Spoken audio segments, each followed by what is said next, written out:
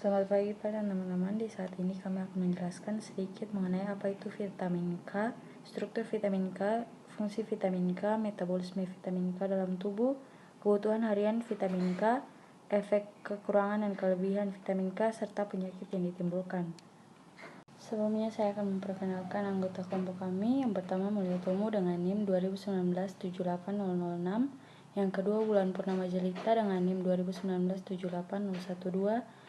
Dan yang ketiga saya sendiri Trebelin Anakovic Claudriana Atiamalo dengan NIM 2019-78021. Vitamin K mungkin menjadi vitamin yang tidak terlalu dikenal dibandingkan dengan jenis vitamin lain. Namun sebenarnya tubuh memerlukan vitamin K untuk menjaga kesehatan dan fungsi berbagai organ penting. Jika tubuh kekurangan vitamin K, maka bisa mengalami masalah kesehatan dan sangat fatal akibatnya.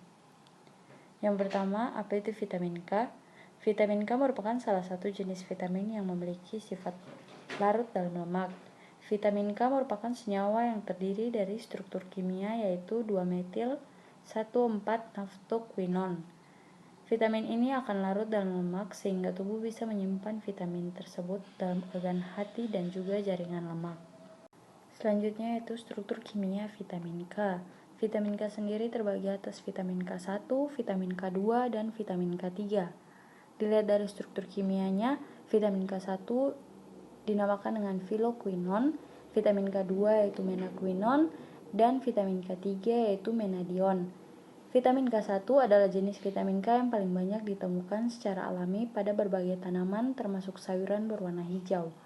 Vitamin K1 memiliki sifat bisa disimpan secara langsung dalam hati dan bisa membantu tubuh dalam proses pembekuan darah. Yang kedua, vitamin K2 adalah jenis vitamin K yang dibuat oleh bakteri dalam tubuh di mana bakteri yang berada pada saluran pencernaan akan membuat vitamin K yang kemudian akan disalurkan ke bagian dinding pembuluh darah dan semua jaringan kecuali hati dan tulang.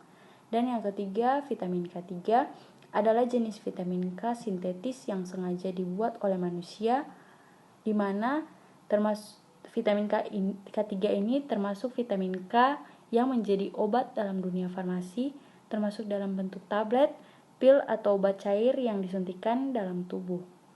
Vitamin K3 sendiri sebaiknya tidak digunakan kecuali dalam keadaan yang sangat diperlukan karena vitamin K3 sering menyebabkan keracunan dalam tubuh. Selanjutnya yaitu fungsi vitamin K untuk tubuh. Yang pertama, membantu menurunkan risiko penyakit jantung.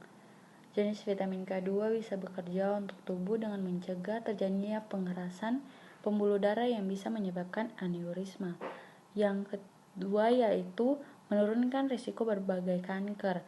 Jenis vitamin K yang bisa digunakan yaitu vitamin K1 dan K2 yang ternyata bisa bekerja untuk menurunkan risiko berbagai jenis kanker. Yang ketiga, mencegah dan menurunkan risiko penyakit osteoporosis, di mana jenis vitamin K2 yang sangat penting untuk tubuh, terutama dalam memberikan perlindungan pada tulang. Yang keempat, membantu proses pembekuan darah. Vitamin K juga sangat penting untuk membantu proses pembekuan darah, terutama dalam proses protrombium. Yang kelima yaitu menurunkan risiko pendarahan dalam tubuh, terutama dalam organ hati. Dan yang keenam, mengurangi mual dan muntah untuk ibu hamil. Fungsi yang ketujuh yaitu melindungi sistem kekebalan tubuh. Yang kedelapan yaitu menurunkan risiko penyakit diabetes. Yang kesembilan yaitu mencegah penyakit asma dan pendarahan internal pada bayi. Dan yang ke-10 mengurangi nyeri haid yang berlebihan. Nah, setelah tadi dijelaskan tentang pengertian, struktur, serta fungsi vitamin K, sekarang saya akan menjelaskan metabolisme vitamin K untuk tubuh. Penyerapan vitamin K dipengaruhi oleh faktor-faktor yang mempengaruhi penyerapan lemak, antara lain cukup tidaknya sekresi empedu dan pankreas yang diperlukan untuk penyerapan vitamin K. Sekitar 50-80% vitamin K dalam makanan diabsorpsi di dalam usus halus. Setelah diabsorpsi, vitamin K digabungkan dengan kilomikron untuk diangkut melalui saluran limfatik. Kemudian, melalui saluran darah ditransportasi ke hati. 90% vitamin K yang sampai di hati disimpan dalam bentuk menakuinon, atau dalam kata lain vitamin K yang diproduksi oleh bakteri baik pada usus. Dari hati, vitamin K diangkut terutama oleh lipoprotein FLDL di dalam plasma ke sel-sel tubuh. Vitamin K dihubungkan dengan membran sel, yaitu dengan retikulum endoplasma dengan mitokondria. Taraf vitamin K dalam serum meningkat pada hiperlipidemia, terutama pada trigliserida. Hal-hal yang menghambat absorpsi lemak akan menurunkan absorpsi vitamin K. Dalam keadaan normal, sebanyak 75% vitamin K yang diabsorpsi dikeluarkan melalui empedu dan 15% melalui urin sebagai metabolit larut air. Simpanan vitamin K di dalam tubuh tidak banyak, gantiannya terjadi secara cepat. Simpanan dalam hati sebanyak 10% berupa filokinon dan 90% berupa metakinon yang memungkinkan disintesis oleh bakteri saluran pencernaan. Namun, kebutuhan akan vitamin K tampaknya tidak dapat hanya dipenuhi dari sintesis metakinon, akan tetapi sebagiannya perlu didatangkan dari makanan. Kemudian, kebutuhan harian vitamin K.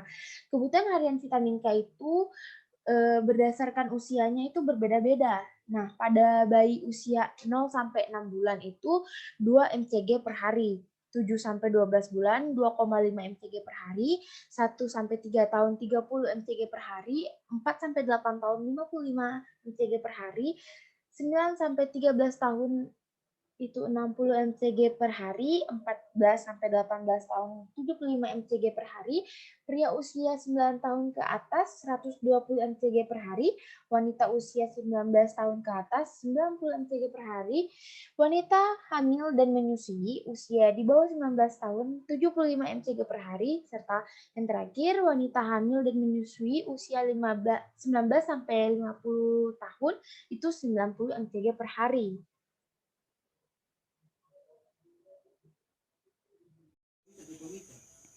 Oke, selanjutnya adalah efek kekurangan dan kelebihan vitamin K. Untuk efek kekurangan vitamin K di sini ada 3, dapat menyebabkan kondisi medis yang serius. Hal ini terjadi ketika jumlah protein dalam tubuh akan terus meningkat yang bisa menyebabkan pendarahan internal dan pendarahan luar. Yang kedua, menyebabkan masalah kesehatan tulang seperti osteoporosis.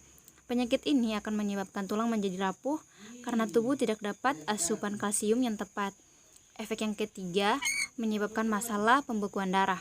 Kekurangan vitamin K ini juga bisa menyebabkan masalah pembekuan darah, yang bisa berefek pada meningkatnya resiko penyakit jantung, kanker, dan resiko diabetes. Selanjutnya, efek dari kelebihan vitamin K. Untuk efek kelebihan vitamin K di sini ada 5. Yang pertama, dapat menyebabkan tubuh sering kesemutan dan bahkan mati rasa. Efek yang kedua, menyebabkan nafsu makan menurun, sesak nafas, dan gangguan kecemasan. Efek ketiga menyebabkan oksidatif sel sehingga menyebabkan kerusakan pada sel. Efek yang keempat menyebabkan gangguan hati terutama pembengkakan pada hati. Dan efek yang terakhir dari kelebihan vitamin K ini dapat menyebabkan resiko penyakit kuning dan juga amnesia. Sekian penjelasan yang dapat kami sampaikan, kurang dan lebihnya kami mohon maaf. Terima kasih.